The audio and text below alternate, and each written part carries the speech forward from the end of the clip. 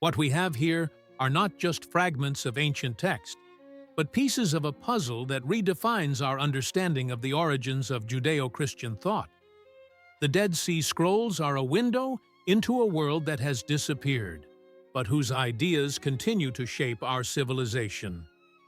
Geza Vermes, renowned scholar of the Dead Sea Scrolls.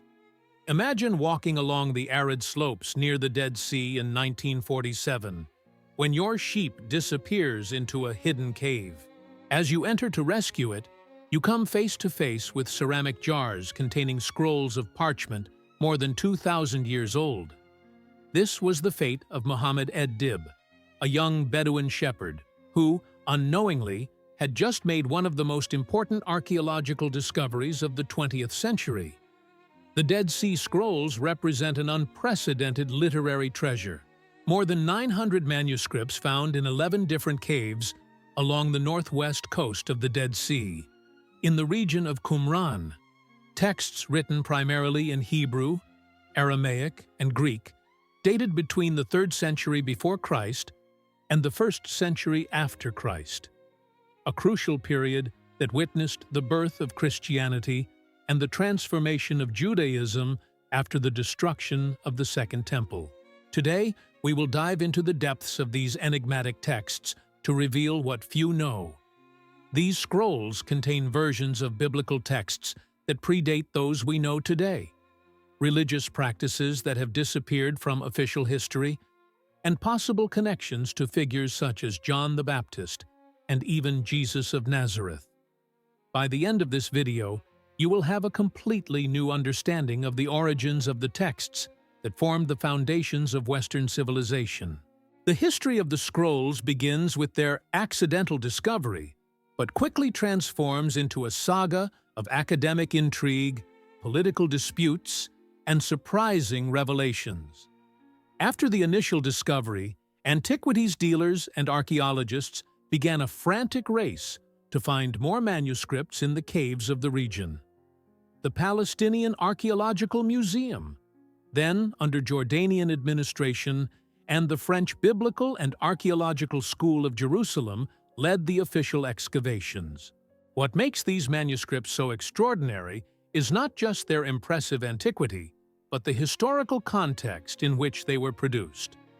They belong to a period of intense religious and political fermentation in Judea, when various currents of Judaism competed with each other, and new religious ideas emerged in response to Roman domination and Hellenistic influences. Most scholars believe the scrolls belong to the Essene community, an ascetic Jewish group that withdrew to the desert in protest against what they considered the corruption of official Judaism practiced in the Jerusalem temple. They established themselves at Qumran, living in community, sharing goods, and dedicating themselves to the study and meticulous copying of sacred texts. The content of the manuscripts can be divided into 3 main categories: biblical texts, sectarian texts specific to the Qumran community, and apocryphal or pseudepigraphical texts that were not included in the biblical canon. Among the biblical texts, we find copies of virtually all the books of the Old Testament, with the exception of the Book of Esther. But what few people know is that these ancient versions of biblical texts often differ significantly from the versions that have come down to us. Some of these differences are subtle, others are profoundly revealing. And it is here that we begin to glimpse the first great secret of the Dead Sea Scrolls.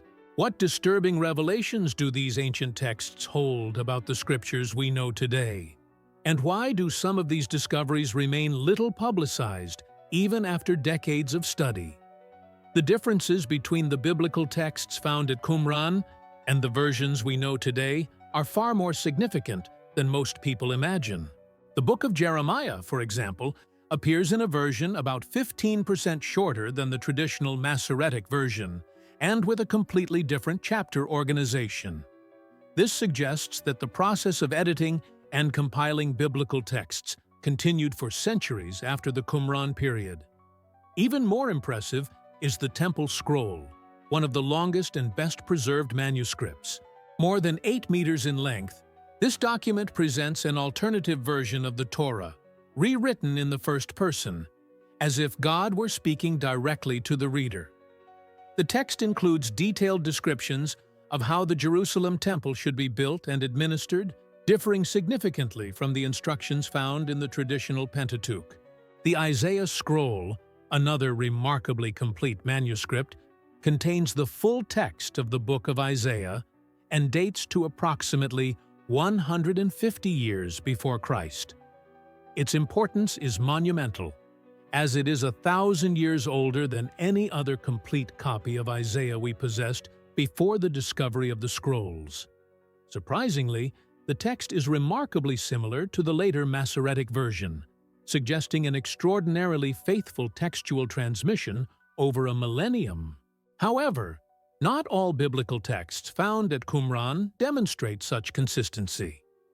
The Book of Daniel, for example, appears in multiple versions with significant variations, including passages that do not exist in the current Bible. These differences raise profound questions about the canonization process. How and why certain texts were included in the Bible while others were excluded? The Hebrew University of Jerusalem and the Israel Museum have worked tirelessly on the preservation and study of these fragile texts. Using advanced technologies such as multispectral photography and three-dimensional scanning, researchers have managed to recover texts from fragments so deteriorated they seemed completely illegible to the naked eye. But beyond the textual variations, the Dead Sea Scrolls reveal something even more fascinating: the existence of completely unknown texts that were never included in the Bible.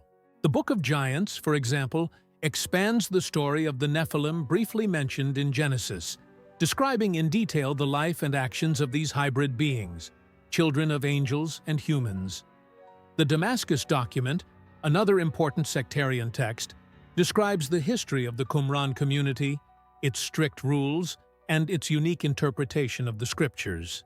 The text mentions an enigmatic character called the Teacher of Righteousness, a spiritual leader who faced persecution from the wicked priest of Jerusalem. Some scholars suggest that this conflict may reflect real tensions between the essence and the priestly establishment of the temple. Perhaps most intriguing is the War Scroll, which describes in detail a final apocalyptic battle between the sons of light and the sons of darkness. Weighty, this text presents a dualistic vision of the world that has notable parallels with the apocalyptic thinking found in the Book of Revelation of the New Testament.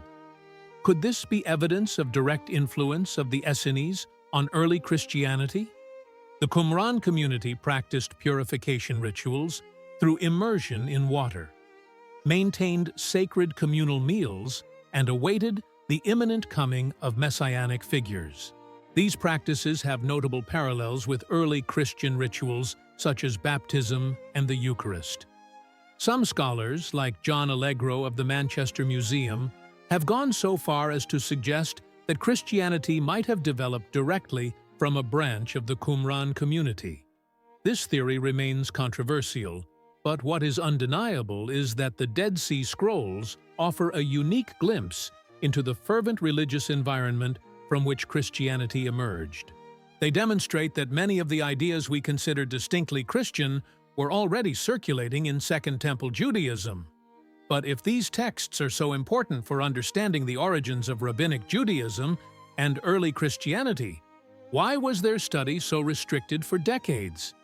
And what happened behind the scenes of the research that kept some discoveries away from the public eye? The history of Dead Sea Scrolls research is almost as fascinating as the content of the manuscripts themselves. For decades, access to the scrolls was controlled by a small group of academics, mainly connected to the French Biblical and Archaeological School of Jerusalem, led by the Dominican priest Roland de Vaux. This original team maintained exclusive control over the manuscripts for more than 40 years, publishing the material at an extremely slow pace. This situation generated accusations that certain contents were being deliberately suppressed because they were potentially disturbing to established religious traditions. Herschel Shanks, founder of Biblical Archaeology Review magazine, was one of the most vocal critics of this academic monopoly, arguing that documents of such historical importance should be available to all qualified researchers. The situation changed dramatically only in 1991, when the Huntington Library in California announced it would make its complete archive of photographs of the scrolls available to researchers. This decision effectively broke the monopoly, and soon after, the official team also released their materials. Since then, virtually all scrolls have been published and are available for study. But what exactly do these texts contain that could be considered so disturbing?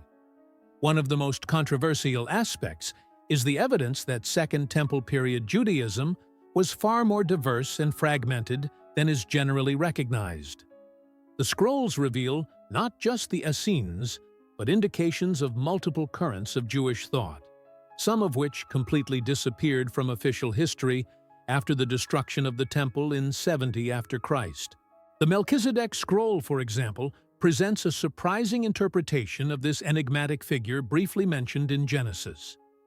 In the Qumran text, Melchizedek appears as an almost divine celestial figure, an agent of salvation who will perform atonement for the children of light on the Day of Judgment.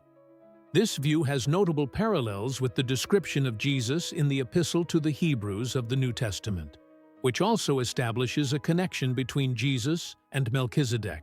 Another controversial text is the so-called Son of God, or Aramaic Apocalypse fragment, which mentions a messianic figure referred to as Son of God and Son of the Most High. These titles, later applied to Jesus in the Gospels, appear here in a pre-Christian Jewish context, suggesting that the messianic language of the early Christians may have deeper roots in the Jewish tradition than previously thought. Professor Elaine Pagels of Princeton University notes that the Dead Sea Scrolls demonstrate that many of the theological ideas we consider distinctly Christian, such as the cosmic battle between good and evil, the expectation of a final judgment, and the coming of a messianic figure, were already well established in certain currents of Judaism before the emergence of Christianity. Equally fascinating is Pesher Habakkuk, a commentary on the biblical book of Habakkuk. In this text, the Qumran community interprets Habakkuk's prophecies as referring to events of their own time, particularly the conflict between the teacher of righteousness and his opponents. This interpretive technique, known as Pesher, has parallels with the way early Christians interpreted Old Testament prophecies as predicting Jesus. The Community Rule, another fundamental document, describes the organizational structure and religious practices of the Qumran community. The text reveals a highly structured society, with elaborate initiation rituals, regular examinations of members, and a clear hierarchy. Members shared properties, practiced celibacy, and dedicated themselves to the study of scriptures and preparation for the end times. What makes this discovery particularly significant is that it provides concrete evidence of an apocalyptic Jewish community living in the desert during the exact period when John the Baptist was active in the same region. The similarities between the Essenes' water purification practices and the baptism practiced by John are remarkable, leading some scholars to suggest that John might have been influenced by the Essenes or even been a member of the community at some point. Lawrence Schiffman of New York University emphasizes that the Dead Sea Scrolls force us to reconsider the relationship between Judaism and early Christianity. Instead of seeing Christianity as a radical break with Judaism, the scrolls suggest a continuum of ideas, with Christianity emerging organically from specific currents of Second Temple Jewish thought. But if these connections are so evident, why are they not more widely recognized and discussed? And what other revelations remain hidden in the less studied fragments of these ancient manuscripts? Among the less explored aspects of the Dead Sea Scrolls is their potential impact on our understanding of the origins of Christianity. The Thanksgiving hymns, also known as Hodayot, contain prayers and songs of praise that present notable similarities with the style and content of certain biblical psalms and even passages of the New Testament, particularly the Gospel of John. A specific example is the dualistic language of light versus darkness, truth versus falsehood, that permeates both the Thanksgiving hymns and the Gospel of John. In both texts, those who belong to God are described as children of light, while those who oppose God are children of darkness. This similarity led scholar James Charlesworth of Princeton University to suggest that the author of the Gospel of John might have been familiar with the theology and language of the Qumran community. Another intriguing parallel appears in the Temple Scroll, which reinterprets the Jewish festival of Shavuot, Pentecost, as a celebration of covenant renewal. In the book of Acts of the New Testament, it is precisely during Pentecost that the Holy Spirit descends upon the disciples, effectively marking the beginning of the Christian Church and a new covenant. This coincidence suggests that early Christians may have deliberately chosen this date for its symbolic significance, already established in certain currents of Judaism. The text known as the Messianic Rule describes an eschatological banquet in which bread and wine are blessed by a priest and a Messiah. This ritual has obvious parallels with the Last Supper and the subsequent Christian practice of the Eucharist. The crucial difference is that the Qumran text anticipates two distinct messiahs, one priestly and one royal, while Christianity merged these functions in the person of Jesus. Professor Rachel Elior of the Hebrew University suggests that these parallels are not coincidences, but evidence of a historical continuity between the Essenes and early Christians. She proposes that after the destruction of Qumran by the Romans around 68 after Christ, some surviving members of the community may have joined the early Christian groups, bringing their ideas and practices with them. This theory is controversial, but gains strength when we consider the geographical location. Qumran is only 25 kilometers from Jerusalem and close to the Jordan River, where John the Baptist performed his baptisms. Jesus himself spent 40 days in the Judean desert, possibly in the same general region where the Essenes were established. Beyond the connections with early Christianity, the Dead Sea Scrolls also contain texts that significantly expand our knowledge of Jewish apocalyptic literature. The Book of Enoch, for example, appears in multiple fragments at Qumran, confirming its popularity in Second Temple Judaism, despite having been later excluded from the Jewish canon. This text elaborates on the brief mention of Enoch in Genesis, describing his travels through the heavens and the underworld, his visions of the throne of God, and his role as mediator between celestial beings and humans. The Book of Enoch exerted considerable influence on early Jewish and Christian apocalyptic thought, and its rediscovery at Qumran helped scholars better understand this tradition. Equally fascinating is the Genesis Apocryphon, which expands Torah narratives with additional details. For example, the text provides an elaborate account of Noah's birth, describing him as a child of supernatural appearance that made his father, Lamech, suspect he might be the son of one of the Watchers, fallen angels, mentioned in the Book of Enoch. This narrative connects the different texts found at Qumran into a coherent cosmology, suggesting that the community possessed a complex and interconnected set of beliefs. Professor John Collins of Yale University emphasizes that the Dead Sea Scrolls reveal a much more mystical and apocalyptic Judaism than we generally recognize. The Qumran community was deeply interested in angels, demons, cosmic battles, and visionary experiences, elements that later became central to certain currents of Jewish mysticism, Kabbalah, and Christian theology. A particularly controversial aspect of the scrolls is the evidence that the Qumran community practiced a form of determinism, the belief that God predestined some for salvation and others for condemnation. This doctrine has notable parallels with Paul's later teachings on predestination and with the theology of Augustine and Calvin. Could it be possible that these Christian ideas have older roots in sectarian Jewish thought? But perhaps the most provocative question is, if early Christianity was so deeply influenced by groups like the Essenes, how does this affect our understanding of the uniqueness and originality of Jesus' teachings? And why are these connections not more widely recognized in contemporary Christian traditions? The theological implications of the Dead Sea Scrolls are profound and, for many, disturbing.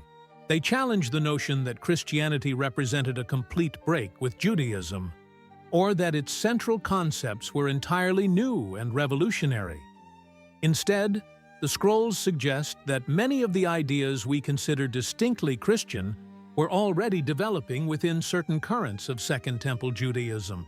The concept of resurrection, for example, often considered a Christian innovation, appears clearly in texts such as Gabriel's vision, an apocalyptic text found near the Dead Sea, though not part of the original Qumran collection.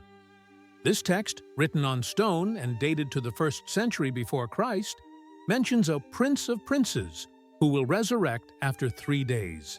The similarity with the narrative of Jesus' resurrection is remarkable and suggests that the idea of a resurrected Messiah was not completely unprecedented in Jewish thought of the time. The doctrine of the Trinity, often considered a late Christian innovation, also finds interesting precursors in the Qumran texts. The fragment known as Two Powers in Heaven suggests a more complex conception of divinity than the strict monotheism generally attributed to ancient Judaism. In this text, figures such as Melchizedek and the Prince of Light seem to occupy almost divine positions alongside God, forming a kind of celestial plurality. Professor April DeConnick of Rice University suggests that these texts reveal a complex monotheism in Second Temple Judaism, where the uniqueness of God did not exclude the existence of other divine or semi-divine figures who shared aspects of the divine nature. This view offers a more nuanced context for understanding how early Christians could conceive of Jesus as divine without necessarily feeling they were abandoning Jewish monotheism. Another fascinating aspect of the scrolls is their view of religious authority. The Qumran community rejected the official priesthood of the Jerusalem temple, considering it corrupt and illegitimate. In its place, they established their own priestly hierarchy based on what they believed to be the true priestly lineage of the sons of Zadok. This critical stance toward the religious establishment has obvious parallels with Jesus' attitude toward the religious authorities of his time. The temple document, one of the longest texts found at Qumran, presents an alternative vision of how the temple should be administered and how rituals should be performed. This text suggests that the community was not simply rejecting the concept of temple and sacrifice, but rather proposing a radical reform based on what they considered to be the true interpretation of the law of Moses. This reformist stance, rather than revolutionary, offers an interesting parallel with Jesus, who also criticized temple practices without completely rejecting the institution. Jesus' famous cleansing of the temple, reported in all 4 Gospels, can be seen not as a rejection of the temple itself, but as a symbolic act of reform, similar in spirit to the Essenes' criticism, though different in method. Professor Bart Ehrman of the University of North Carolina notes that the Dead Sea Scrolls help us situate Jesus and early Christianity within a broader spectrum of reformist and apocalyptic Jewish movements of the 1st century.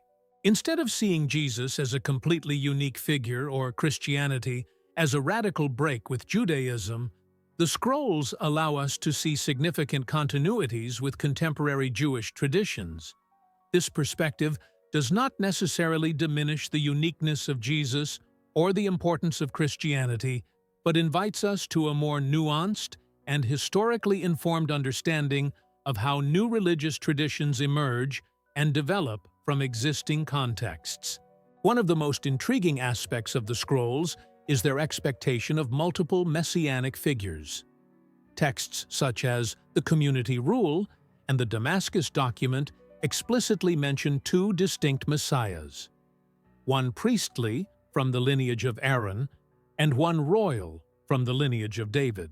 Some texts even suggest a third prophetic figure, modeled after Moses. This expectation of multiple messianic figures contrasts with the Christian view of Jesus as the one and definitive Messiah who combines priestly, royal, and prophetic functions. However, echoes of this multiple expectation can be found in the New Testament, particularly in the way John the Baptist is presented as a prophetic precursor who prepares the way for Jesus. But if the Dead Sea Scrolls offer so many fascinating connections with the origins of Christianity, why are these connections not more widely known and discussed in contemporary religious communities? And what do these discoveries mean for our understanding of the religious traditions that shaped Western civilization? The relative obscurity of the connections between the Dead Sea Scrolls and the origins of Christianity in popular religious discourse can be attributed to several factors. First, there is an understandable institutional resistance to narratives that might complicate or challenge established traditions. For both Rabbinic Judaism and traditional Christianity, the idea that their origins are intertwined with marginal sectarian movements like the Essenes may seem uncomfortable. Theologian Geza Vermes, himself a former Catholic priest who converted to Judaism, argued that the reluctance to fully integrate the Qumran discoveries into the popular understanding of Christian origins reflects a desire to preserve the perceived uniqueness of Jesus and his teachings. Recognizing that many Christian ideas were already circulating in certain currents of Judaism might seem to diminish the originality of the Christian message. However, scholars like James van der Kam of the University of Notre Dame suggest that recognizing these connections does not necessarily diminish the importance of Jesus or early Christianity. Instead, it allows us to better appreciate the historical and intellectual context from which Christianity emerged, and more fully understand the nature of its relationship with contemporary Judaism.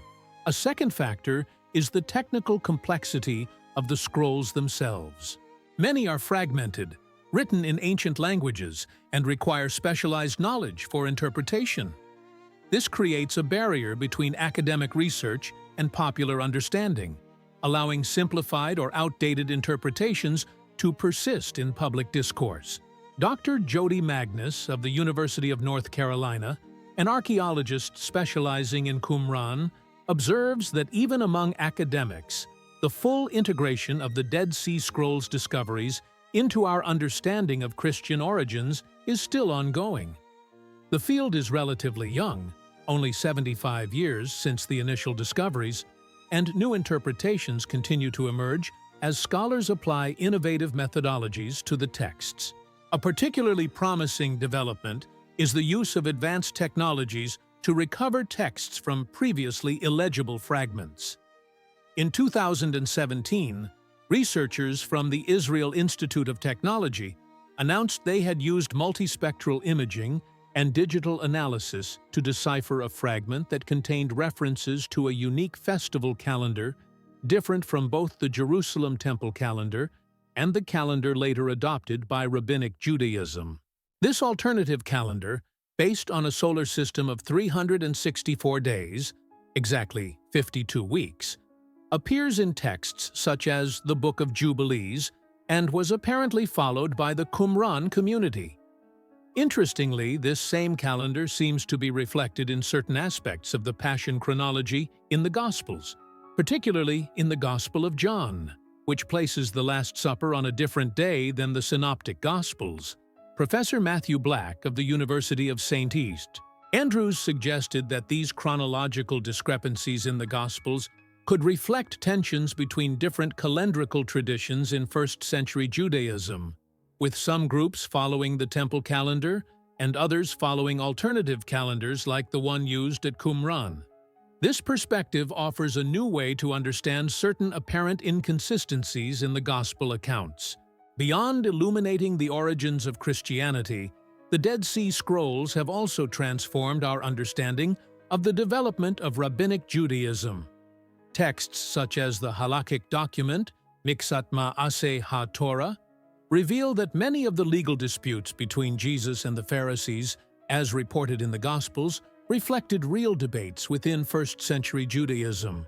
For example, the question of whether it is permitted to rescue an animal that has fallen into a pit on the Sabbath, a point of controversy in the Gospels, also appears in the Qumran texts, with the community taking a stricter position than that attributed to the Pharisees. This suggests that Jesus was engaging in genuine halakhic, legal debates, and not simply rejecting Jewish law as sometimes portrayed. Professor Gabriele Boccaccini of the University of Michigan proposed the concept of Middle Judaisms to describe the diverse and dynamic period from which both Christianity and Rabbinic Judaism emerged. In this view, the Essenes, Pharisees, Sadducees, Zealots, early Christians, and other groups represented different responses to common challenges faced by Judaism under Roman rule and Hellenistic influence. The Dead Sea Scrolls offer us a unique window into this crucial period of religious fermentation, allowing us to see how different groups interpreted their shared traditions in distinct ways.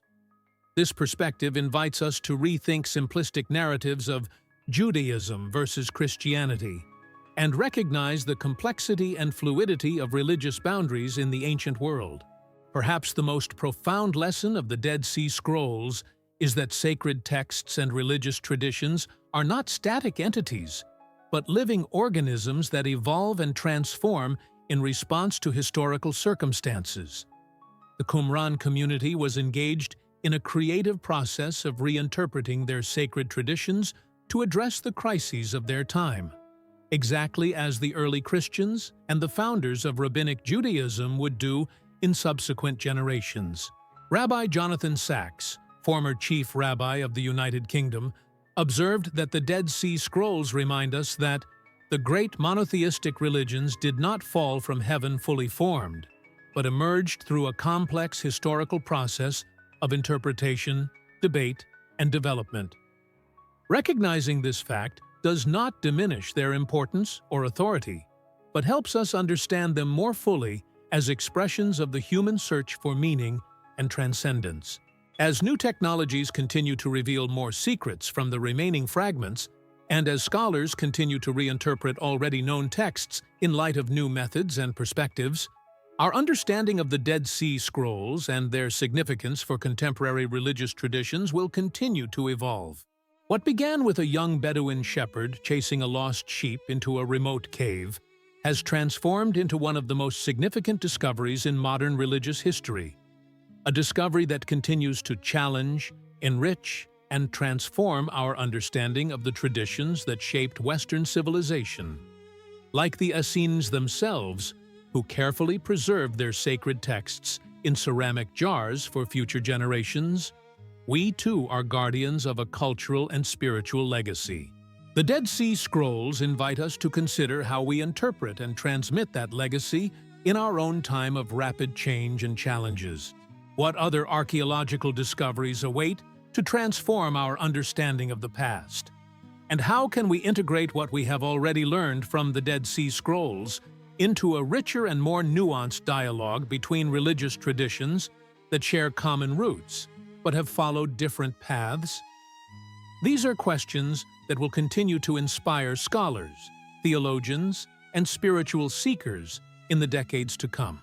And perhaps, like the scrolls themselves, the answers we find will be both surprisingly new and deeply rooted in the traditions we have inherited. If you enjoyed this exploration of the Dead Sea Scrolls and their implications for our understanding of biblical origins, share your reflections in the comments. Which aspect of this discovery did you find most fascinating? And what other ancient civilization or mysterious text would you like to see explored in a future video?